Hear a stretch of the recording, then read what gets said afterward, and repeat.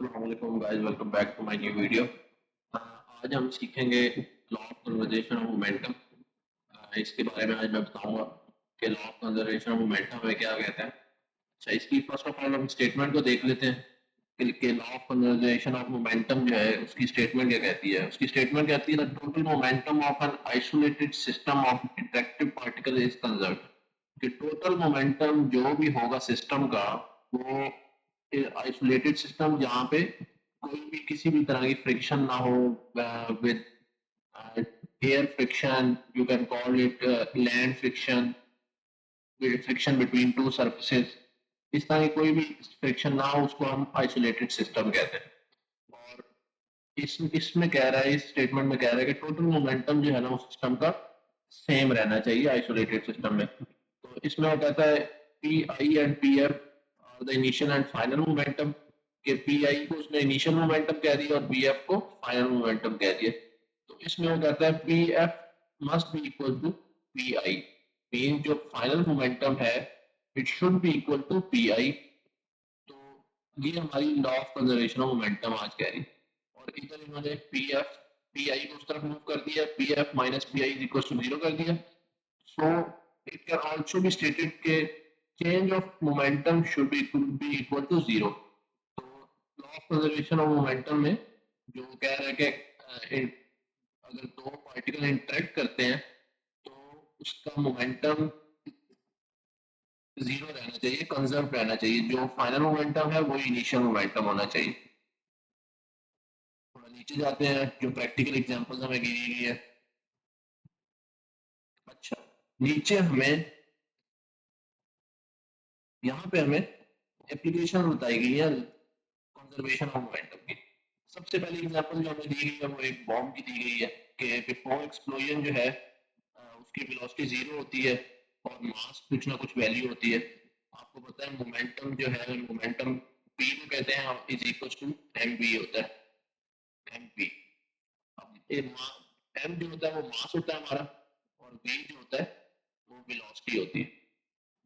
अच्छा, तो इसमें क्या हुआ कि उसने बोला कि जब बिफोर एक्सप्लोजन जो हमारा बॉम्ब है वो इट्स इन स्टेशनरी कंडीशन, तो इसका मोमेंटम क्या होगा, जीरो होगा। तो P should be is equal to P I is equal to zero है यहाँ पे। अच्छा, वो कहता है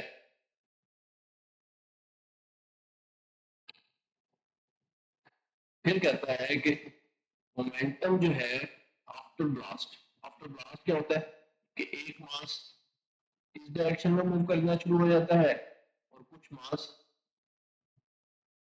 राइट साइड में मूव करना शुरू कर देता है with velocity v2 and v1।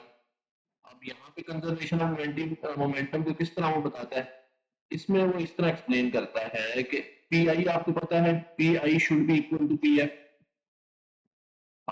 यहाँ पे पी एफ तो आपकी बॉडीज तो मूव कर रही है, इसमें सम मोमेंटम होगा, लेकिन इन दोनों की डायरेक्शन डिफरेंट है। एक मास इस तरफ मूव कर रहा है, दूसरा मास उस तरफ मूव कर रहा है।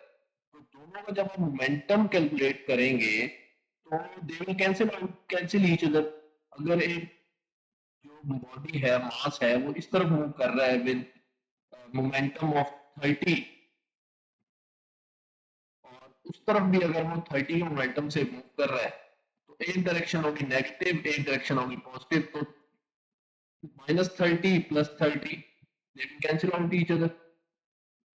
तो यहाँ पे हमें ये पता चलता है कि जो इनिशियल मोमेंटम था वही फाइनल मोमेंटम हमारा, इनिशियल मोमेंटम भी जीरो था और फाइनल मोमेंटम भी हमारा यहाँ पे जीरो आ रहा है।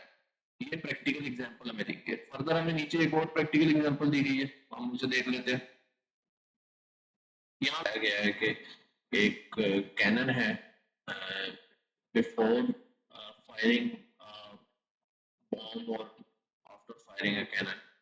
तो इसमें ये देखेंगे जो कैनन का साइज था, जो बॉल जो फायर कर रहे थे वो 5 kg की थी, और कैनन का अपना जो साइज था वो 100 kg का है।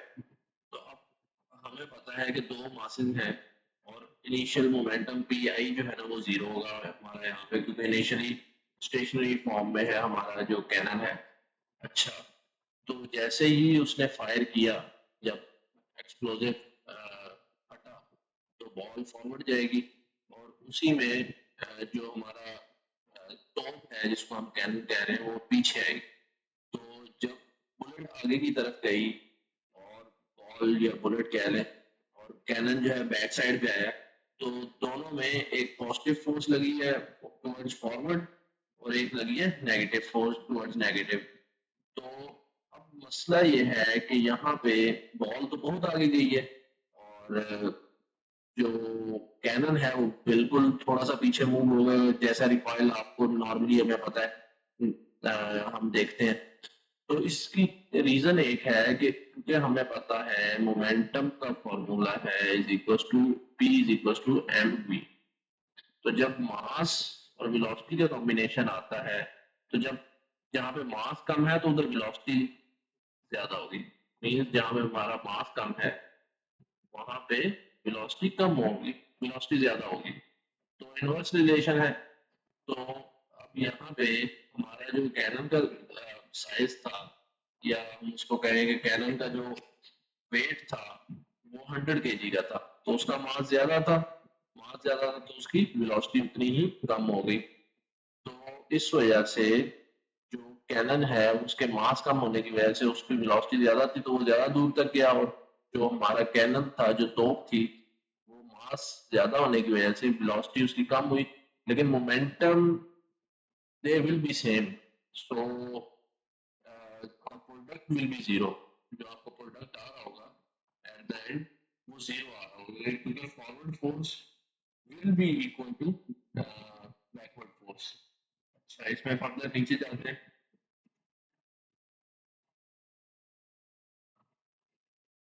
इसमें आप यहाँ पे आ गए न्यूमेरिकल। न्यूमेरिकल में हम देख लेते हैं। न्यूमेरिकल में सबसे पहली चीज उसने बताई कि हमें एग्जांपल दी है उसमें 46 ग्राम ऑफ टेनिस बॉल है is launched from 130 1.3 kilogram of homemade cannon. हम टेनिस बॉल जो है ना 46 ग्राम पे उसको फायर कर रहे हैं और if cannon recoils with the speed of 2.1 metre पर सेकंड ये हमें वेलोसिटी दे दी है जो कैनन की आई है। डिटरमाइन द मजल स्पीड ऑफ टेनिस बॉल मतलब अब हमें टेनिस बॉल की स्पीड करनी है। अब इनिशियली आपको पता है कंडीशन क्या है कि इनिशियली हमारा पी आई जो होगा वो जीरो होगा। P I will be equal to zero. तो इट्स मीन कि पी एफ भी हमारा जीरो होना चाहिए क्योंकि जो इनिशियल मोमेंटम है वो तो जीरो है तो फाइनल मोमेंटम भी हमारे पास जीरो होगा। अच्छा जी। अब इनिशियल मोमेंटम में हमारे पास क्या क्या आ जाता है पहले पहले हम डाटा निकाल लेते हैं कि क्या डाटा हमें प्रोवाइडेड है। तो इसमें मास ऑफ बॉल दिया हुआ है जो 46 ग्राम है। ग्राम को हम किलोग्राम में चेंज कर लेंगे डिवाइड बाय 1000 किया तो 0.046 आ गए। अच्छा मास ऑफ कैनन निकाल लिया। बॉल को एम बी बोल दिया है और कैनन को एम सी बोल दिया हमने और वो हमें प्रोवाइडेड था 1.35 किलोग्राम। अच्छा रिकॉइल स्पीड ऑफ कैनन जो है वो -2.1 मीटर पर सेकंड है। वेलोसिटी जो कैनन की है माइनस क्यों लिया है क्योंकि it will be towards negative side. जब कैनन फायर होगा जब बॉल फायर होगी तो ये नेगेटिव साइड पे होगा बैकवर्ड फोर्स होगी तो इसकी वेलोसिटी नेगेटिव कंसीडर की जाएगी और जो हमारी बॉल होगी वो हमारी फॉरवर्ड आएगी तो उसकी वेलोसिटी पॉजिटिव कंसीडर की जाएगी। तो इधर सिर्फ नेगेटिव लेने की एक ही वजह है ड्यू टू रिकॉइल। ये जो रिकॉइल का लफ्ज यूज हुआ है तो इट्स मीन कि ये नेगेटिव वेलोसिटी को रिप्रेजेंट कर रहा है। अच्छा अब हमें फाइंड करना है बीपी। अब हमें ये तो पता है कि पी आई जो है हमारा जीरो है इनिशियल मोमेंटम जीरो है तो इट्स मीन कि हमारा पी एफ भी जीरो होगा। तो पी एफ किसके इक्वल होगा P F will be equal to zero और पी एफ की क्या वैल्यू है M P mass of ball velocity of ball plus mass of cannon और वेलोसिटी ऑफ कैनन ये हमारा फॉर्मूला होगा। अच्छा इसको ये नीचे डिफाइंड है नीचे जाके देख लेते हैं। ये हमें मिल गया नीचे डिफाइंड। नीचे जैसा कि मैंने लिखा था कि P F will be equal to zero because P I हमारा जीरो है। So they have just put formula in और M C mass of cannon velocity of cannon mass of ball velocity of ball और सम किसके equal है, equal to 0। अच्छा, अब हमने सिर्फ डाटा पुट करना है। कैनन का हमें 1.3 किलोग्राम दिया हुआ था, वेलोसिटी उसकी 2.1 दी हुई थी, मास ऑफ बॉल में 0.046 दिया हुआ था और वीबी और इक्वल टू 0 है क्योंकि हमारा प्रोडक्ट 0। तो इन दोनों को जब मल्टीप्लाई किया तो -2.8 आया और 0.04 इसी तरह। अच्छा, अब इसमें क्या हुआ कि हम -2.8 को उस तरफ ले गए तो 0.046 जो हमारी वैल्यू थी बीबी की इक्वल्स टू हो गई 2.8। यहाँ पे 2.8 प्लस इधर नेगेटिव था उधर जाके प्लस हो गया। अच्छा, अब 0.046 को भी उधर डिवाइड कर देंगे हम लेके जाके, तो ये डिवाइडेड बाय 0.046 आ जाएगा। जनरल मैथमेटिक्स है हमारी, और ये देखें यहाँ शो किया हुआ और हमारा आंसर आ गया 61.63 मीटर पर सेकेंड।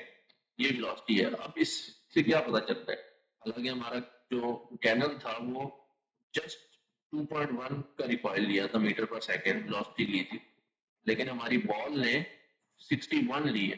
क्यों? क्योंकि इसका मास कम है तो इसकी वेलोसिटी ज्यादा है, और इधर जो है हमारा मास ज्यादा है तो वेलोसिटी कम है। Hope you have understand the concept. तो इसमें अभी हमें असाइनमेंट दी गई है। असाइनमेंट में क्या बोला गया है कि आप बुलेट ऑफ मास, हमें मास दे दिया 20 ग्राम, तो सबसे पहले हम इस 20 ग्राम को किलोग्राम में चेंज करेंगे। तो किलोग्राम में हम डिवाइड बाय 1000 करेंगे तो 0.02 ग्राम आ जाएगा किलोग्राम। 0.02 किलोग्राम आ जाएगा, ये हमारा आ जाएगा मास ऑफ बुलेट, इसको एमबी बोल देंगे हम। अच्छा, फर्दर हम जा रहे हैं from a gun with the मजल वेलोसिटी ऑफ 100 मीटर पर सेकेंड। अब ये हमें वेलोसिटी ऑफ बुलेट देती है, तो बी बी हो जाएगा।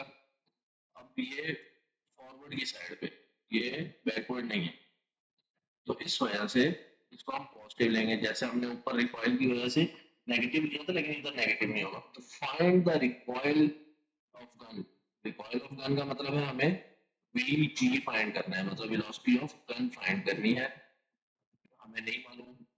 और मास ऑफ जो गन है वो हमें दिया 5 केजी, तो एम ऑफ जी वो हमारा है 5 केजी। सिंपल फार्मूला है, हमें पता है कि P F is equal to, initial momentum zero है तो फाइनल मोमेंटम भी जीरो होगा। इसको सॉल्व करते हैं। इसमें हम कहते हैं कि M B B B is equals to, या सॉरी प्लस एम जी और B G equals to zero. अच्छा, अब इसमें हम वैल्यूज पुट करते हैं। जो हमारा एम बी है उसकी वैल्यू है 0.02 के जी, 0.02 किलोग्राम, इनटू वी बी हमारा जो है वो है 100 मीटर पर सेकेंड, प्लस एम जी हमारा जो है वो 5 के जी है, और जो हमारा वी जी है वो हमने फाइंड करना है, equals to zero, equals to zero आएगा। तो ये हमारा ओवरऑल कॉन्सेप्ट बन गया। ये 0 पॉइंट, जब 0.02 को 100 से मल्टीप्लाई करेंगे तो इट्स मीन ये इसका आ जाएगा जॉब 2 plus 5 into V G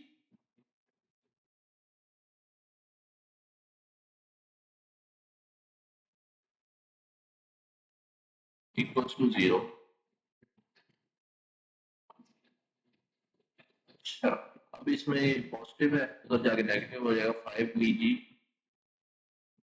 equals to -2 हो जाएगा, और फर्दर ये 5 डिवाइड हो जाएगा तो V G is equals to -2 divide by 5, और इसको कैलकुलेटर में पुट करेंगे तो वी जी की वैल्यू आ जाएगी नेगेटिव वी जी।